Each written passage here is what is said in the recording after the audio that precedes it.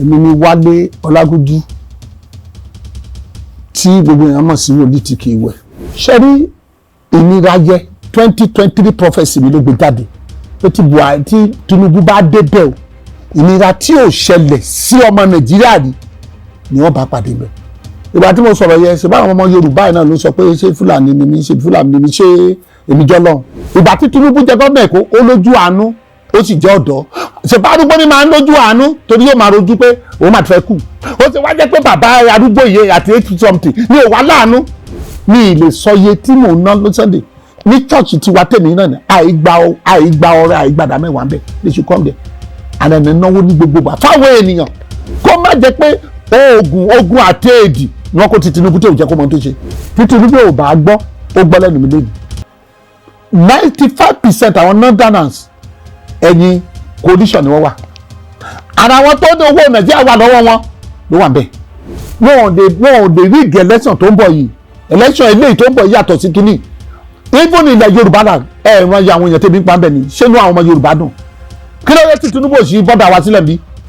ibi yìí ṣe serious minded leader Awólọ́wọ̀ àwa wà láyé nígbà tá Awólọ́wọ̀ tó ń campaign àwa united ọ̀dọ́ ó lóun àti bọ́dà sílẹ̀ kọ́ máa kó jẹ wọlé ó ní òun nígbà tó bá pààrọ̀ Shettima ó pọ̀ part of the problem kí ló fẹ́ pààrọ̀ ẹ̀ fún ṣé tó bá pààrọ̀ ẹ̀ lédi Shettima kan ló máa lọ sí Borno state ṣé Shettima ṣé kò ní káwọn kó Boko Haram ibi tí wọ́n ti ń sọ̀rọ̀ bóyá Tinubu ṣé wọ́n ní máa pa wọ́n níbẹ̀ ni ẹ wo bọ́n ṣe fragment ilẹ̀ Yorùbá wọ́n wá pé Yorùbá nation ó di ọ̀nà mẹ́ta onítìrí ní version tiẹ̀ Sunday Igboho ní version tiẹ̀ Gani Adams ní version tiẹ̀ ṣé ẹ kó níbẹ̀ láàrin wa ní ibi tí èmi ti wá ní Èkìtì tó dá èmi lójú tá a gbọ́njúmọ́ ìṣẹ̀ṣe ló ń yan ọba wọ́n á gbé ọpọ́n Ifá kalẹ̀ wọ́n á tẹ Ifá ẹni tí Ifá bá mú ni wọ́n mú yẹ nígbàjẹ́ o ṣùgbọ́n láyé tiwa nísìnyí owó ni wọ́n fi yan ọba o wọ́n tẹ yan ọba nílẹ̀ Yorùbá mọ́ overseas náà ti wọ́n àwọn gómìnà ló sì yan wọn àwọn oníṣẹ̀ṣe ló ń jọba nílẹ̀ Yorùbá torí wọ́n ń ṣètìtù Yorùbá ń ṣètìtù ọba báwo ló ti wá kan Christian àti Muslim sẹ́ni Muslim ṣètìtù ni àbí Christian ṣètìtù ẹ wo Sunday Igboho ẹ wo Gani Adams ẹ di pé ìjà wà láàrin wọn gbà kan tẹ̀bí fún ajáde tí wọ́n sọ pé èmi ní àwọn méjèèjì pé wọn ò serious èmi sọ̀rọ̀ sí Gani Adams Sunday Igboho pé ẹ ò serious ẹlẹ́yìnjà fún Yorùbá ẹ̀mí yín lẹ́ fi lélẹ̀ Sunday Igboho ẹ̀mí ẹ̀ ló fi lélẹ̀ Gani Adams ẹ̀mí ẹ̀ ló fi lélẹ̀ ńgbà military wọ́n ń jà fáwọn èèyàn wọn tó bá yẹ pé ìkan náà méjèèjì ẹ wọ́n bá lọ kọ́lọ́n fún ọlẹ́mì gígùn ṣèbótọ́ náà ní ẹsẹ̀ wọ́n gbàgbé wọn àbí ẹ wá tún wá wò títí ẹlẹ́ẹ̀ tó ń jà fún rárá ẹ tún gbéra yín lọ sí court kí la fẹ́ pé lè sí ẹ fún ní àbẹ́ẹ̀dì ibi tẹ́mi fi sọ fáwọn Yorùbá nation pé ẹ ṣe kíní dáadáa o màálù tá à ń jẹ nílẹ̀ Yorùbá Haúsá ló ní o Fúlàní o tomatoes tá à ń jẹ Haúsá Fúlàní ni o ẹ̀wà tá à ń jẹ iṣu Àbújá o tá bá fi poison sí nǹkan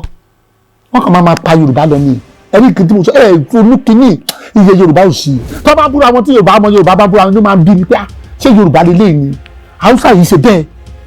Ìgbò yìí ṣe bẹ́ẹ̀ Haúsá yìí dá tó fi wọlé sí wa lára tó gba gbogbo ilẹ̀ tán ilẹ̀ tó yẹ ká máa fi dáko Haúsá Fúlàní ti gbà tán gbogbo ilẹ̀ wa ilé wa lẹ́kọ̀ọ́ Ìgbò ti rà mọ́ àlọ́ tán Ògúndé pásítọ̀ Àrẹ́gbẹ́ ọmọ Yorùbá gidi wọlé ní coalition wọn tán gbé kiri sẹ́yìn ọ̀mọ́ pé coalition tó wà bẹ́ẹ̀ Haúsá Fúlàní Ìgbò South ló kóra wọn jọ sílẹ̀ rí ní àkókò tó yẹ kí Yorùbá dìde lélẹ̀ kí wọ́n bá Tinubu sọ pé lọ́ọ̀dì ṣọ́ọ̀ṣọ̀ Nàìjíríà o the only saving grace ni ẹ o suffering country suffering state under United States of Nigeria kò lè break Nàìjíríà kò lè gba Yorùbá nation fún ọ mo sọ fún ọ àjẹ Tinubu kò lè wọ́n ò bí Tinubu débẹ̀ kó break Nàìjíríà ẹ wo Portable ẹ bó ṣe ń ṣe nígbà kan ẹ rí i pé Portable ṣe bó ṣe ń ṣe mọ́ èmi lèmi bá Portable sọ̀rọ̀ Portable rọra máa ṣe o nígbà tó máa kọ́kọ́ kọrin táwọn èèyàn sẹ̀ǹdẹ̀ sí mi ọtí jésù ń pa mí òjàre mo ní níbo ni Tọ́pẹ́ Àlàbí ti lélẹ̀ mo dẹ́bọ̀ àbọ̀rú mi no àbọ̀rúbọyè ò sí nínú Bíbélì nígbà táwa wà nílé wọ́n ń gbé wa lọ sílé babaláwo tí wọ́n máa tán àwọn bàbá wa yára kan lẹ́kọ̀ọ́ àbọ̀rú bàbá wa ní àbọ̀rú ṣẹṣẹ́ o wọ́n gbé wa wọlé oníṣẹ̀ṣe lónìí ohun tó wá mú mi support Lizzy mi ò sọ pé mi ò support Lizzy mo support ẹ and there is nothing anybody can do wọ́n ní mi lè kó ní àbí wọ́n ní mi lè Lizzy ó ní àǹtí mi Tọ́pẹ́ ẹ̀ ṣẹ̀ mí that is Christian mindset ó ní àǹtí mi Tọ́pẹ́ this lady keep on saying àǹtí mi Tọ́pẹ́ ẹ̀ ṣẹ̀ mí ohun tí ẹ ṣe òtó lè tó ń ṣe fún mi ní 2019 ó yẹ kí Tọ́pẹ́ Àlàbí lọ bá Lizzy Anjorin kó lọ bẹ̀ ṣe bá àbúrò ẹ ni what are we talking about kó lọ bẹ́ẹ̀ má bínú àbúrò mi the most controversial gospel singer Tọ́pẹ́ Àlàbí ni the most controversial gospel singer lórílẹ̀‐èdè wa lẹ́nìí Tọ́pẹ́ Àlàbí ni ó gbọ́dọ̀ restitute away before the living God kó má jẹ́ káwọn kan wọ́n wáyé kó má lọ tì í sọ́run àpáàdé. láti sọ nípa àti Oríyọmí ò ní business pẹ̀lú politics but choice ni o tó bá jẹ́ èmi fẹ́ advice Oríyọmí kó ra jókòó síbi tọ́lọ́run fi sí ẹ̀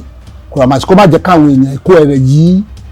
Oríyọmí lára. Pẹ́kẹ́lẹ́ is a candidate to beat ní 2027 coming election mi sọ bẹ́ẹ̀ wọ́n lọ ń tò sí ilé ààrẹ wọ́n ń tọrọ oúnjẹ